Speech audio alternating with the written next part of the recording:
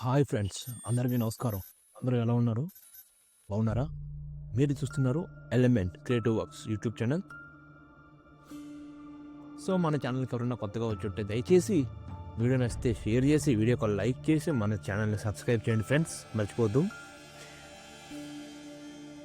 So నేను చాలా కష్టపడుతున్నాను ఫ్రెండ్స్. వ్యూస్ అయితే బాగానే వస్తున్నాయి ప్రతి వీడియోకి, బట్ లైక్స్ కూడా అలా వస్తే వ్యూస్ మరికొన్ని పెరుగుతాయి.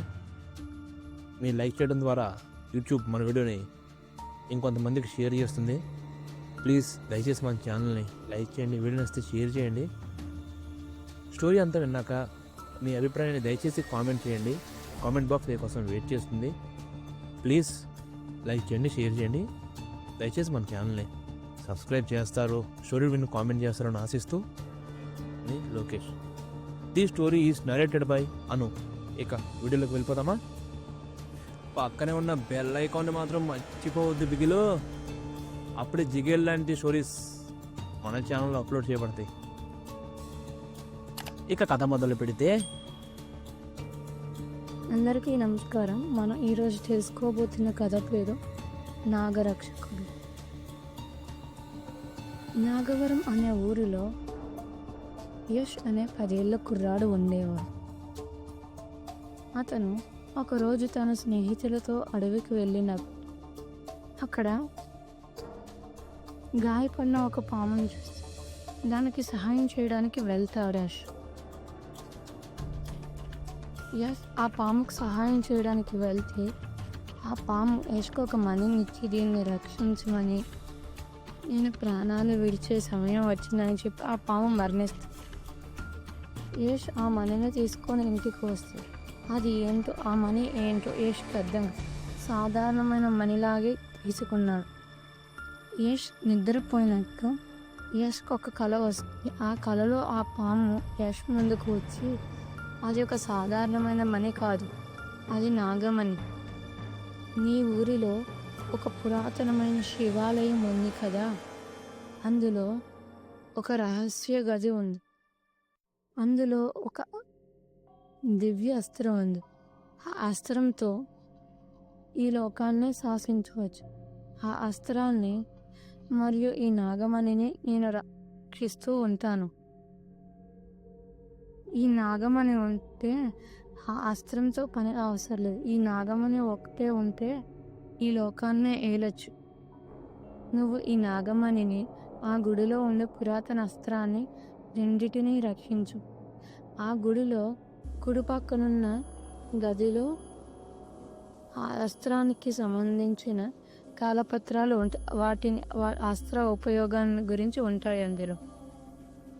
ఆ గదికి అవతల పక్క ఉన్న గదిలో ఆ అస్త్రాన్ని బంధించి ఉంచాము. ఆ అస్త్రాన్ని తెరవాలని, ఆ గది అస్త్రం ఉన్న గది తలుపులు తెరవాలంటే ఒక నాగమణి వల్లే సాధ్యం అవుతుంది అని ఆ సర్పం యష్ ఒక్కసారిగా ఉలిక్కిపడి లెగిస్తాడు నిద్రలో నుంచి. అప్పుడు యష్ ఆ మణి చూస్తాడు. చంద్రకిరణాలు పడి ఆ మణి ప్రకాశవంతంగా మెరుస్తుంది. యష్ దాన్ని రక్షించాలనుకుని దాన్ని ఎల్లప్పుడూ తన దగ్గరే ఉంచుకుంటాడు. ఎవరికీ తెలియదు అది ఎక్కడ ఉందో. ఆ ఊరికి ఒక స్వామీజీ వస్తాడు. అతని పేరు త్రికాల. అతను ఆ గుడిలో ఉండే దివ్యాస్త్రాన్ని పొందడం కోసం వచ్చాడు. అతను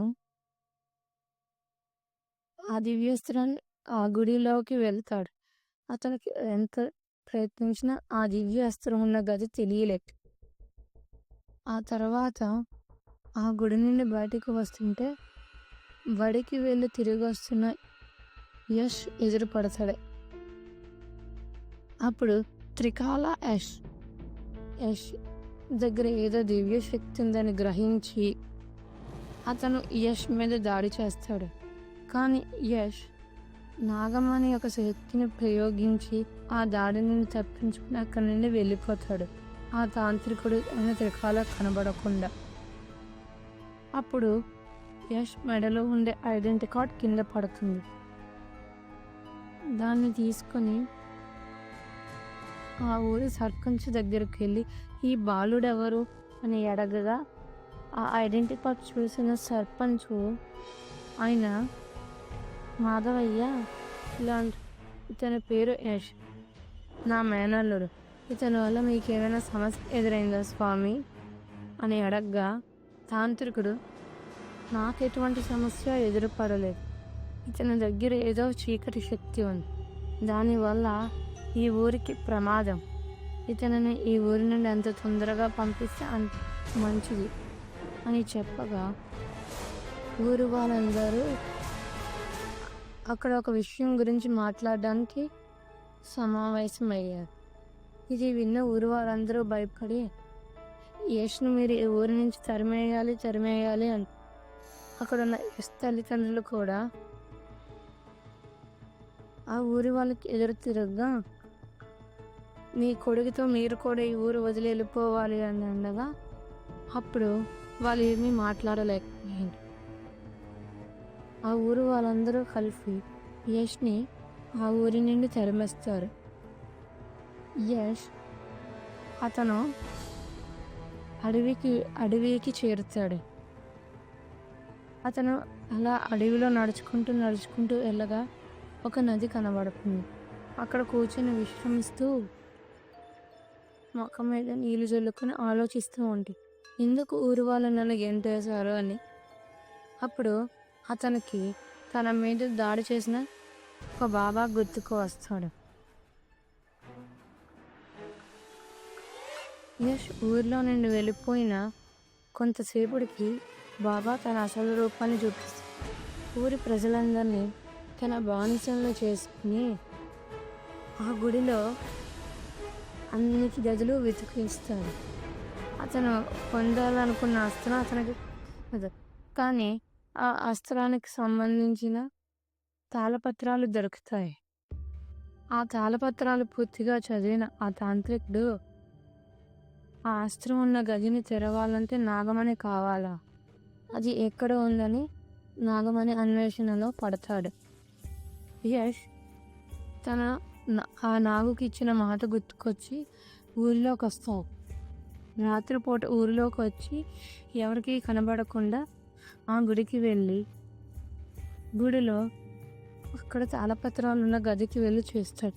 అక్కడ తాళపత్రాలు ఉండవు. అప్పుడు యష్కి అర్థమైంది ఆ తాంత్రికుడు తాళపత్రాలను దొంగలించాడని. యష్ అప్పుడు అవతల పక్క ఉన్న గది దగ్గరికి వెళ్ళి అక్కడ నాగమణి నుంచి ఆ అస్త్రాన్ని తీసుకొని అక్కడ మళ్ళీ ఆ గది తలుపులు మూసేసి అక్కడి నుంచి ఆ అస్త్రాన్ని తీసుకుని అడవి వైపు పరుగులు పెట్టాడు. అతను అడవిలోకి వెళ్ళి ఒక అడవిలోకి వెళ్ళిపోయాడు. ఆ యష్ని ఎవరూ గమనించలేదు. కానీ యష్ తల్లి రమాదేవి యష్ అడవిలోకి పరిగెట్టడం చూసి యష్ని అనుసరిస్తూ అడవిలోకి వెళ్ళింది. యష్ ఆ నది దగ్గరకు వచ్చి అస్త్రాన్ని దాయడానికి అటు ఇటు వెతుకుతూ ఉంటాడు. ఒక మంచి ప్రదేశం అతనికి ఒక కొండ కనిపిస్తుంది. ఆ కొండపైన ఒక గుహ కనబడుతుంది. అతను ఏమీ ఆలోచించకుండా అస్త్రాన్ని జాగ్రత్తగా పుట్టుకొని ఆ కొండపైకి ఎక్కుతాడు. ఆ కొండపై ఉన్న గుహలో చాలా సర్పాలు ఉంటాయి. అవి తన నాయకుడైన సర్పరాజు కోసం ఎదురు చూస్తూ ఉంటాయి. ఆ సర్పరాజు ఎవరంటే యష్కి నాగమణినిచ్చిన నాగు. యష్ ఆ గుహలోకి వెళ్తాడు. ఆమె తల్లి కూడా అక్కడ వరకు వచ్చి ఆ గుహ బయట ఆగిపోతుంది. పాముల శబ్దాలు విని యష్ ఏమీ ఆలోచించకుండా ఆ గుహలోకి వెళ్ళి అక్కడున్న సర్పాలను చూసి కొంచెం భయపడిన సర్పరాజు మాటలను గుర్తు తెచ్చుకుంటాడు. ఆ తర్వాత యష్ని చూసిన ఒక సర్పం బాలక ఎవరు నీవు ఇక్కడికి ఎందుకు వచ్చి అనగా యష్ తను జరిగిందంతా చెప్తాడు. నాగరాజు మరణము, ఆ అస్త్రాన్ని దొంగలించడానికి వచ్చిన తాంత్రికుడు గురించి చెప్తారు. ఆ సర్పాలు ఆ అస్త్రాన్ని తీసుకొని ఆ గుహలోనే భద్రపరుస్తాయి ఆ సర్పాలన్నీ. యష్ చెల్లి ఇదంతా విని ఆశ్చర్యపోతుంది. ఆమె అక్కడి నుండి గ్రామంలోకి వస్తుంది. కానీ యష్ గ్రామంలోకి వెళ్ళలేదు. ఎందుకంటే యష్ గ్రామంలోకి వెళ్తే అతన్ని అందరూ చంపే అవకాశాలు ఉన్నాయి. యష్ గ్రామంలోకి వెళ్ళకుండా ఆ తాంత్రికుడు బారి నుండి గ్రామాన్ని ఎలా రక్షించాలి అనుకుంటా. ఏదైతే అదైందని చెప్పి మరుసటి రోజు గ్రామంలోకి వెళ్తారు. అందరూ యష్ని చూసి ఆశ్చర్యపోతారు. ఆ తర్వాత యష్ని చూసి ఆ తాంత్రికుడు, మళ్ళీ వచ్చావా, అయితే నీకు నా చేతిలో చావు తప్పదు అని ఆ తాంత్రికుడు త్రికాల యష్ని బెదిరిస్తాడు. అప్పుడు యష్ బెదిరిపోకుండా ఆ తాంత్రికుడితో, నీకు కాలం దగ్గర పడింది, నీ అంతం దగ్గర పడింది అంటే యష్ మాటలకి, నువ్వు నన్ను అంతం చేస్తావా, నాకు అంతం అనేది లేదు అంటూ త్రికాల గట్టిగా నవ్వుతాడు. అప్పుడు యష్ తన దగ్గరున్న నాగమణి శక్తిని ప్రయోగించి త్రికాలను భస్మం చేస్తాడు. ఆ తర్వాత ఊరిలో వాళ్ళందరికీ ఆ తాంత్రికుడి గురించి వివరంగా చెప్తారు. అది విన్న వాళ్ళంతా యష్ని మన్నించమంటారు. అప్పుడు యష్ సంతోషంగా తమ తల్లిదండ్రుల వద్దకు వెళ్ళిపోతాడు. యష్ నాగమణిని తీసుకొని ఆ గుడిలో శివలింగం ముందు పెడతాడు. అది యష్కి సర్పాలకి తప్ప మిగతా ఎవ్వరికి కనబడదు.